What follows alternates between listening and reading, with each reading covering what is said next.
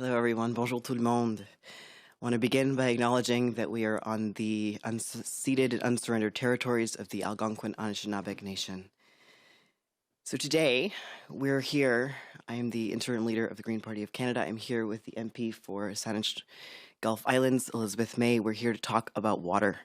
And this is because we are seeing more and more extreme weather. And so we're both from British Columbia, and we are right now experiencing a lack of water that is going to probably rapidly turn into too much water.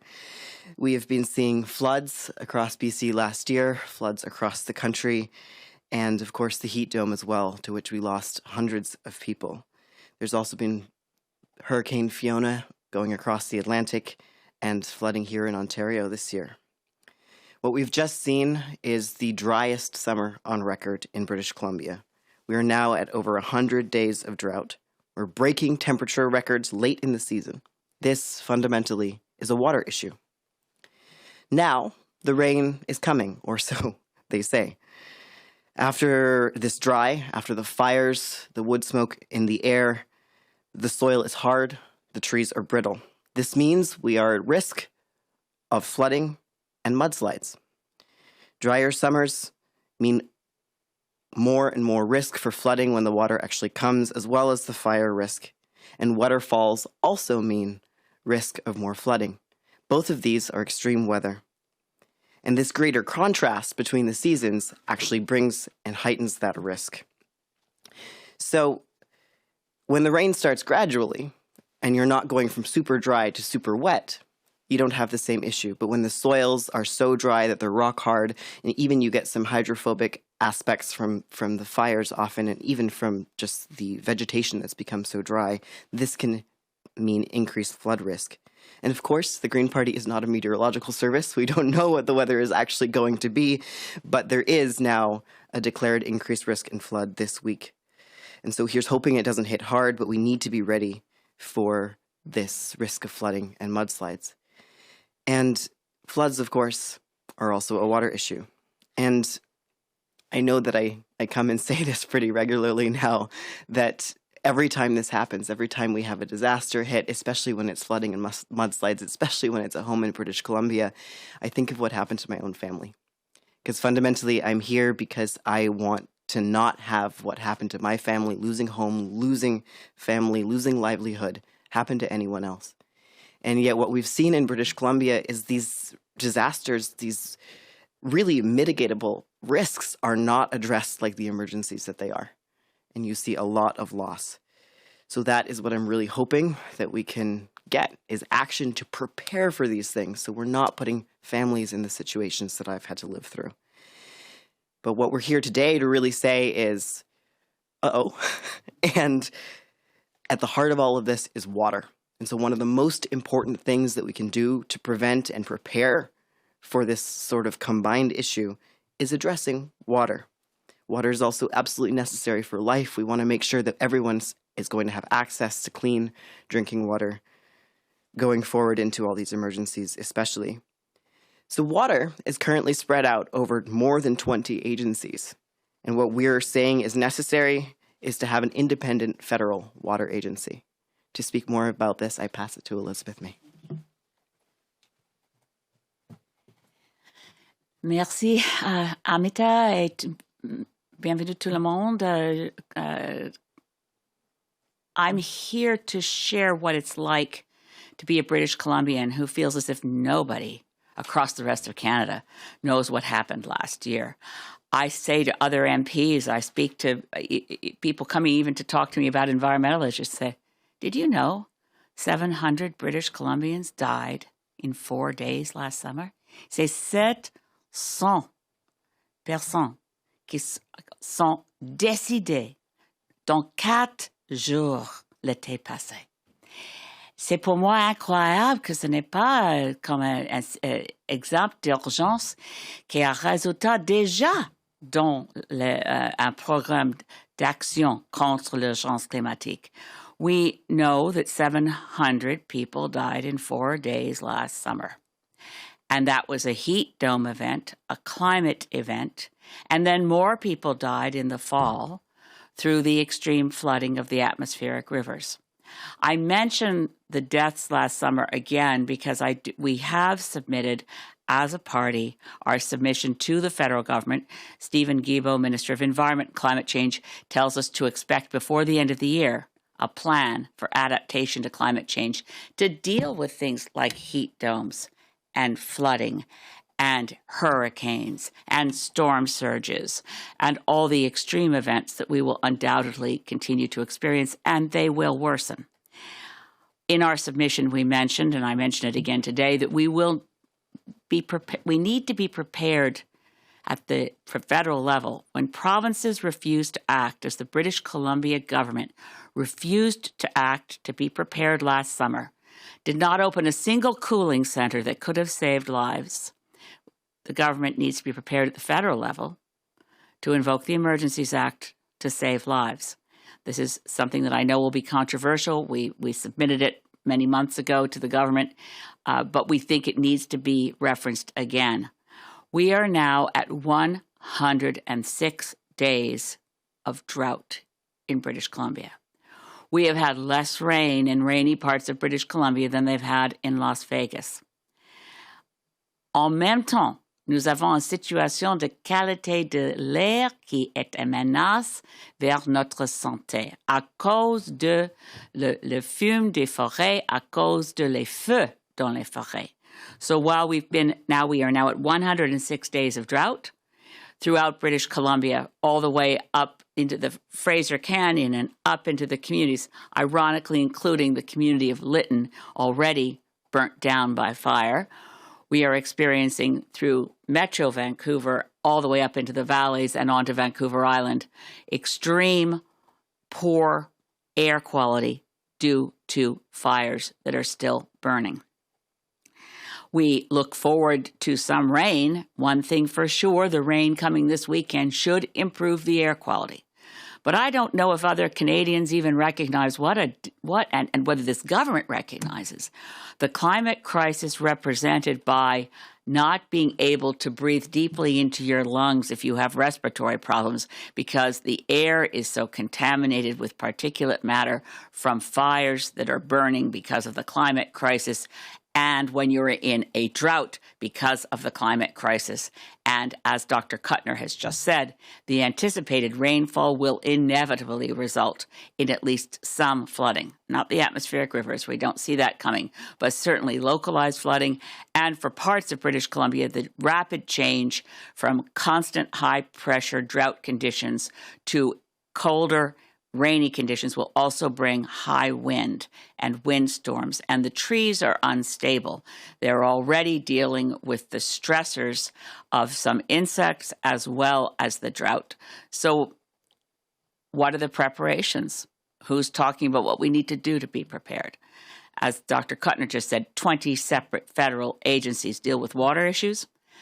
Just another quick factoid, when I worked at Environment Canada in the 1980s, there were federal provincial flood mapping cooperative arrangements that would have, if they had not been discarded more than 2 decades ago, actually, if they'd not been discarded, we wouldn't have so many people at risk right now because they have developed on floodplains.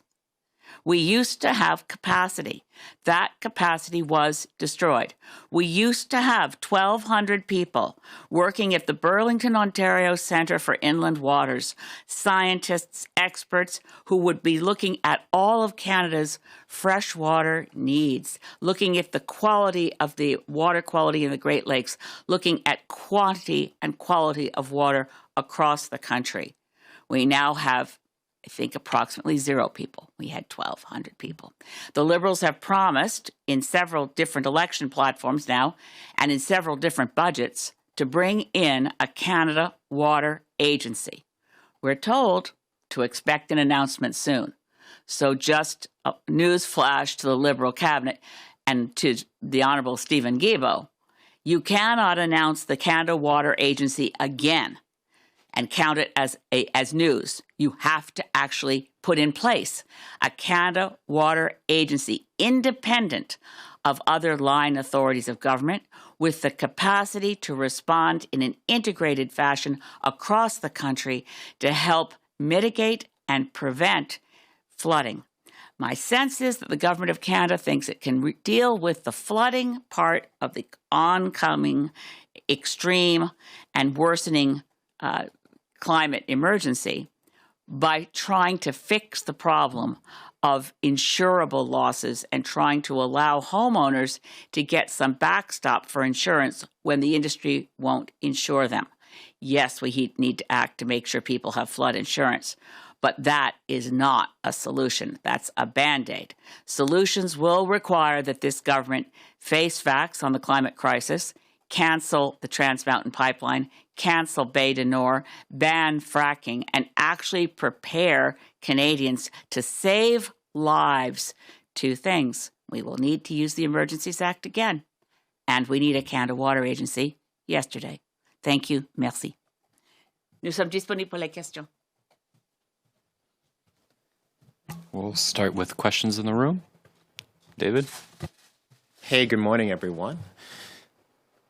I guess my first question is just help me understand what the Greens are calling for when it comes for water. Like, I understand how serious the situation is in BC and throughout Canada and how it will worsen in the future. So it sounds like you're calling for the establishment of the CWA sooner rather than yesterday. Just help me understand, like, briefly what you're calling for here. So the key piece is just what Elizabeth said. It's the independence of the agency.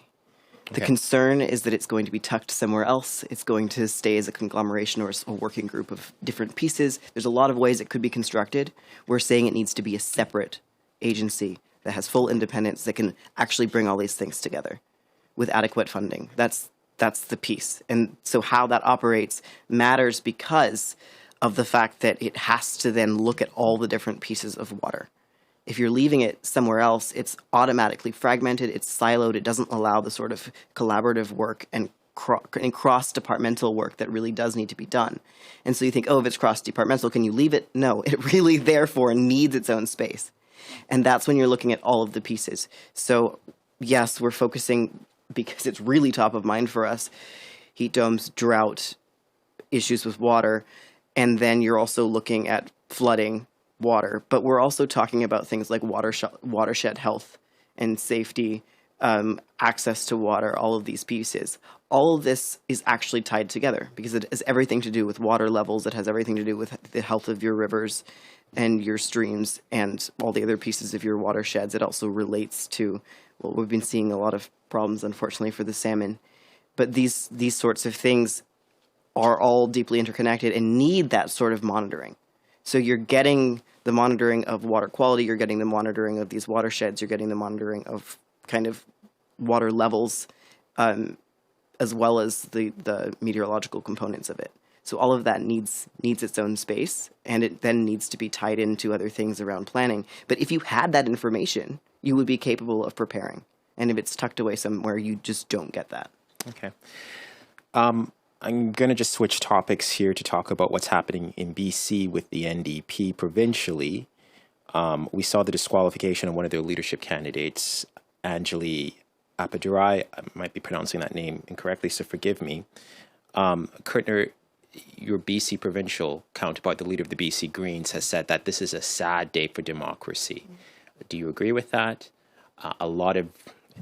It's alleged a lot of Greens have joined the BC NDP to get a leader of that party who's a bit more climate forward, who will do the things that need to be done to prevent the kind of things that we're seeing in BC, the wildfires, the droughts, the landslides. So what is your reaction? First, I fully support all the things that Sonia Furstenau, leader of the BC Greens, has said about it. I agree with her comments entirely.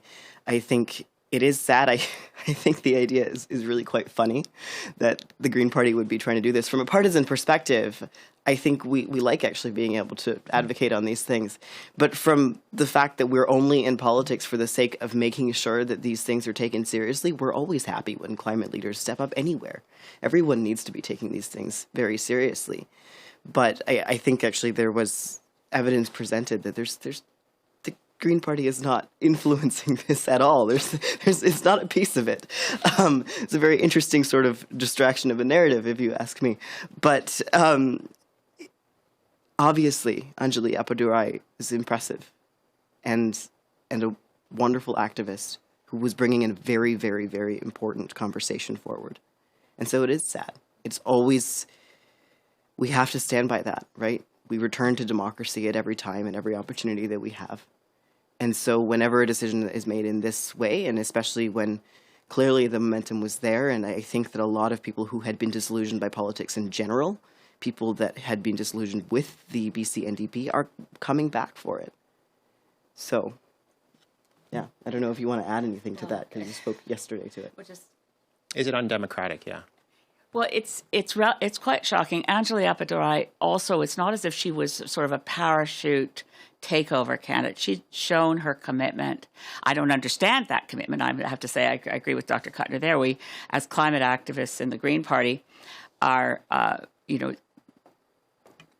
encouraged when somebody like Anjali Appadurai steps up and tries to get elected. I think she chose the wrong party, but she ran federally for the NDP last year in Vancouver. I think it was in Vancouver Centre.